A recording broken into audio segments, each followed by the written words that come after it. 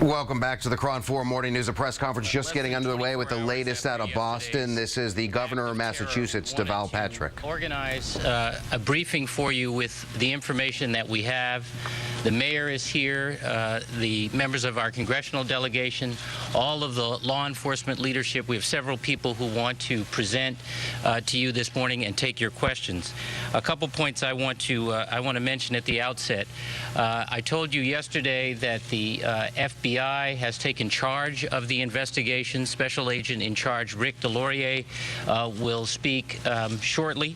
It's important to clarify that 2 and only 2 explosive devices were found yesterday.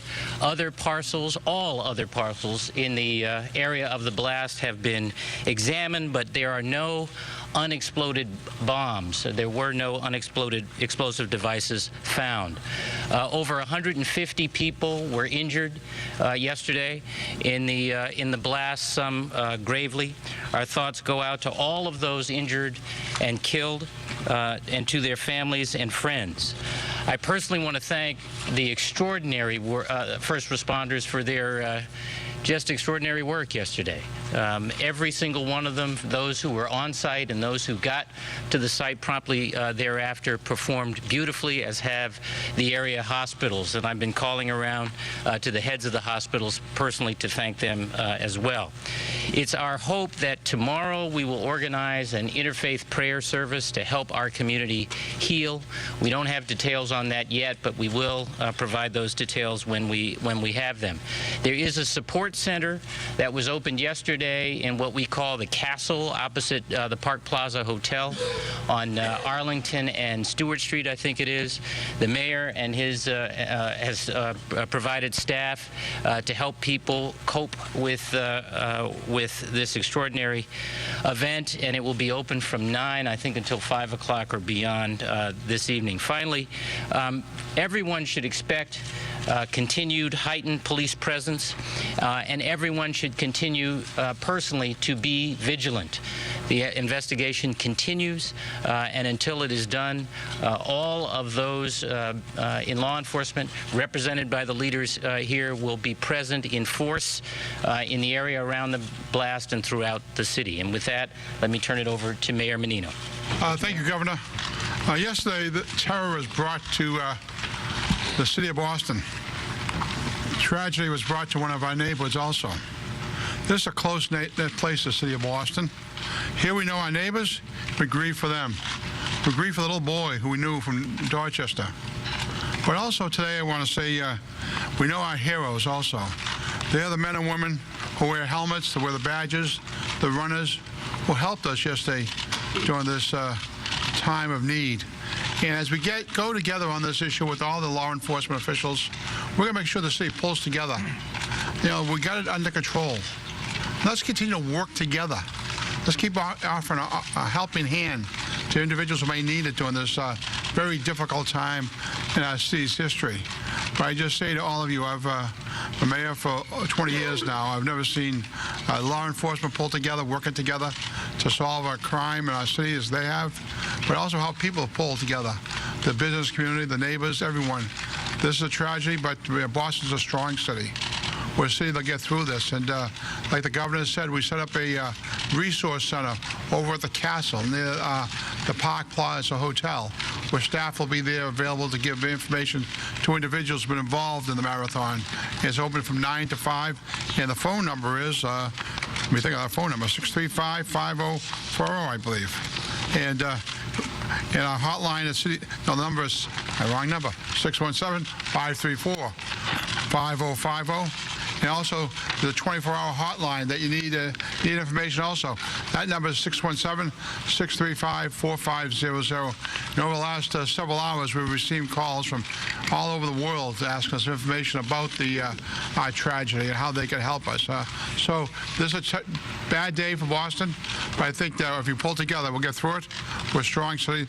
A lot of people willing to work together to make this a better place for all our people. And so as we gather here today with all our officials, let's say Boston will overcome.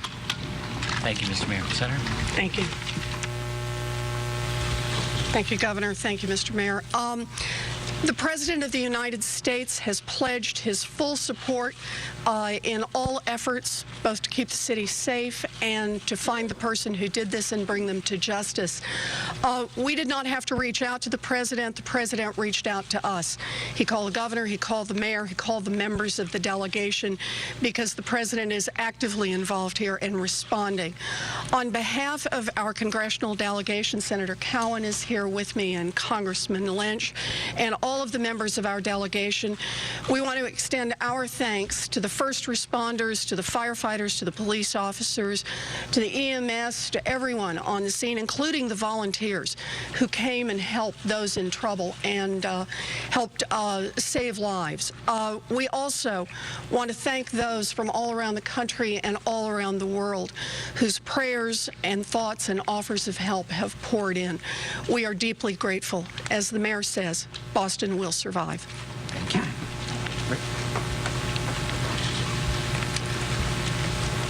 Thank you, Governor. Good morning. My name is Rick Delorier. I'm the Special Agent in charge of the FBI's Boston Division. I would like to start this morning by thanking the first responders from Boston EMS and Boston Fire Department and the volunteer physicians, nurses, and medical staff from the community who volunteered at the marathon. Their services and heroic actions saved lives yesterday afternoon.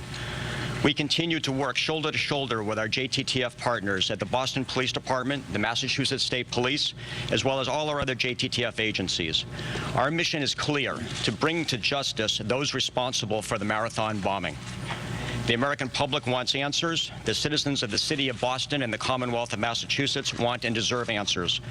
This group of dedicated men and women standing before you today pledge to do everything possible to get those answers. This remains a very active investigation. Our ongoing investigation in various locations throughout the area goes on. However, there are no known additional threats. We continue to interview various witnesses and process the crime scene, which could take some time.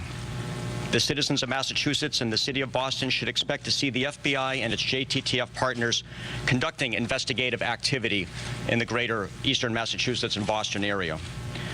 Assistance from the public remains critical in establishing a timeline of events which leads to swift conclusion through due diligence and strong investigative activity. We commend the public, we commend the citizens of Boston and the citizens of the Commonwealth of Massachusetts for the information that has been provided to law enforcement so far, and we strongly encourage that assistance to continue. It is paramount to explain the FBI and our JTTF role to a greater extent, the volume of tips we have received, and reiterating the resources we provide. We have received voluminous tips over the last 18 hours since the incident. We have staffed our 1-800-CALL-FBI tip line, and we continue to encourage individuals to contact that line with any additional tips. We are bringing additional victim assistance and evidence response team resources from our headquarters components and other field offices to Boston, and they are on site working as we speak, processing evidence at the crime scene. To the extent that the crime scene still plays in Copley perimeter and it continues to be a crime scene, it may be that for several days.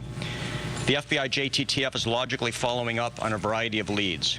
You will see us and our law enforcement partners interviewing maybe your neighbor or coworker or even yourself in coming days. We encourage you to please cooperate with law enforcement authorities.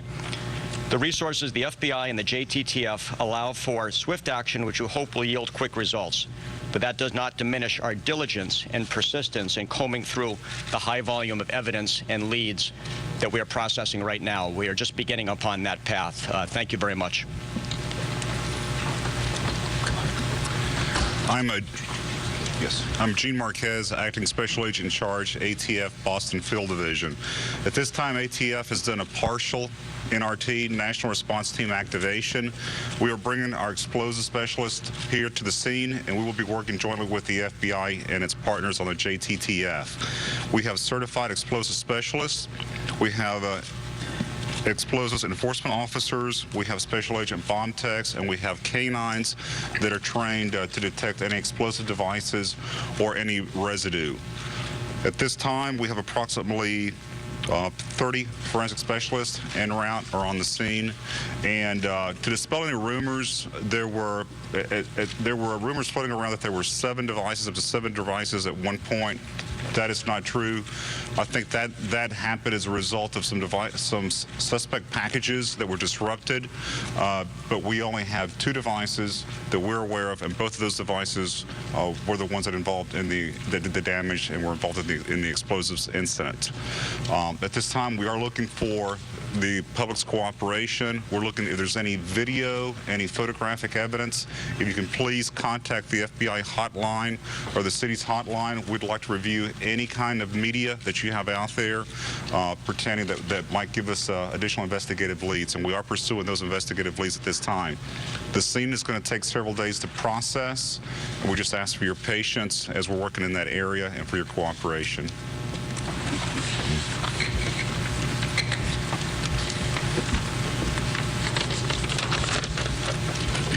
Good morning. I'm United States Attorney Carmen Ortiz. First, I want to extend my condolences to the families of the loved ones who were lost in yesterday's attack on the city of Boston, as well as those that were hurt and may still be fighting for their lives. Our thoughts and our prayers go out to them. What happened yesterday was a terrible tragedy, yet it was amazing to see, as you have heard from my colleagues here, how people just helped one another, ran toward the blast just to assist another person in greater need. People who were just there for those that were hurt and in a dire situation. It was amazing to see how the city of Boston, the people from around the world that were part of yesterday's Boston Marathon helped one another, consoled each other. There are so many moving parts to an investigation such as this. And I can't begin to thank everyone who has been involved. Law enforcement, medical professionals, emergency responders, and really just regular citizens who became heroes yesterday.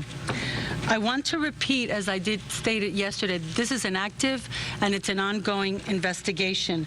But rest assured that we are bringing all of the necessary resources to assist in this matter, and that we will conduct all that we can with all of our law enforcement partners. I've been in touch with the Attorney General several times, Eric Holder, and he has pledged all of the resources from the department and others on behalf of the federal government to help Boston recover from yesterday.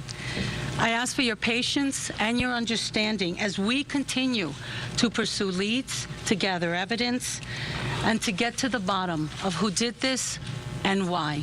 Thank you. Thank you. Good morning. My name is Ed Davis. I'm a police commissioner for the city of Boston. We are in the process of securing and processing the most complex crime scene that we've dealt with in the history of our department. We are doing that under the direction of the FBI and in partnership with the ATF. We've secured the perimeter with members of the National Guard, and the General is here. I'd like to thank the people who are working closely with us. We've received offers of assistance from Chicago, Los Angeles. Units have responded here from New York City and Baltimore, and we are working very closely with all of our partners on this complex investigation. I want to stress that the area around the crime scene, which was yesterday was 15 blocks, has been reduced to about 12 blocks at this point in time. And we will continue to collapse that crime scene as the facts and circumstances make that available. We want to open up as many streets and get people into their buildings as quickly as we can. We're working diligently on that. But please be patient with us in the time that we need to process the crime scene. We expect that that scene will go for another 2 days anyway, and people should make appropriate plans. Again, I want to stress that any information that you have, any videos or photographs that happened, not just at that scene, but anywhere in the immediate vicinity, could be helpful to this investigation. Our focus is on processing that evidence right now, and we're looking forward to working with our partners to bring the individuals who are responsible for this heinous crime to justice. Thank you. Thank you, Commissioner. Colonel? Hang on, Dan. We can have Colonel, and then yes, you clean up. Okay. Good morning. My name is Timothy Albin. I'm the Superintendent of the Massachusetts State Police. As I said earlier in one of our briefings, there's really 2 or 3 parts to this investigation. There's the investigative part, which clearly the FBI has taken the lead on, but there's also a logistical and presence component of this. So I'm speaking to the public. You are going to see an enhanced presence from the Boston Police, from the State Police, from the National Guard, and from our law enforcement partners through the metropolitan Boston area over the next days and probably longer. That's not for any particular reason other than to provide some comfort and to the public who are using transportation centers or going about their business. So we are engaged with the MBTA police in the T. You will see more troopers. You'll see National Guardsmen there. You'll see MBTA police like you do every day. But that presence will be significantly enhanced. We're doing that for the comfort of the public. We're looking for cooperation from the public. It's not to inconvenience anyone, and we don't think that it will be. You might also see an enhanced presence at Logan Airport as well. That's not for any particular reason, again, other than to solicit cooperation from the public and seek out tips or information. The last thing I want to say is there has to be hundreds, if not thousands, of photographs or videos or observations that were made down at that finish line yesterday. And they're sitting out there amongst everyone that's watching this event this morning. And I would encourage you to bring forward anything. You might not think it's significant, but it might have some value to this investigation. The mayor's giving you tip lines. There are plenty of those. The FBI has them as well. If you call in, I assure you that someone will follow up on your photographs or videos that you want to submit for consideration. Thank you very much. Thanks. Yeah. No, she's good. Okay. Thank you. Good morning. My name is Daniel Conley. I'm the district attorney here in Boston. What occurred yesterday in Boston was an act of cowardice. While there will be an opportunity in the future at the conclusion of this investigation to officially define this act, make no mistake, an act of cowardice and of this severity cannot be justified or explained. It can only be answered. To that end, some of the finest investigators at the local, state, and federal levels have been working through the night to not only conduct interviews and process the scene, but to ensure that those interviews are legally sound and that the evidence is recovered with the greatest care. At the same time, police and other law enforcement agencies have been actively working to ensure the safety of our city. At this point, the loss that we have suffered is enormous. But thanks to the efforts of EMTs, police officers, firefighters, volunteers, ordinary citizens, and of course doctors, nurses, and the medical staff at Boston's world-class hospitals, we can say with absolute certainty that more lives were saved. For this, we can all give thanks. In the days and the weeks to come, we will do our very best to keep the public and the media apprised and advised of the progress of this investigation and our work. It is important, however, for the sake of the victims and of this city, that our investigators be given the room to do their jobs so that the truth can be found and so that justice can be served. Moments like this and our response to them define who we are. In the past 24 hours, this city of Boston has shown its strength, its compassion, and its determination to see justice done. Thank you, Dan. We're happy to take questions. We're going to try to take as many questions as you have. So maybe we'll just go from side to side, if that's yeah.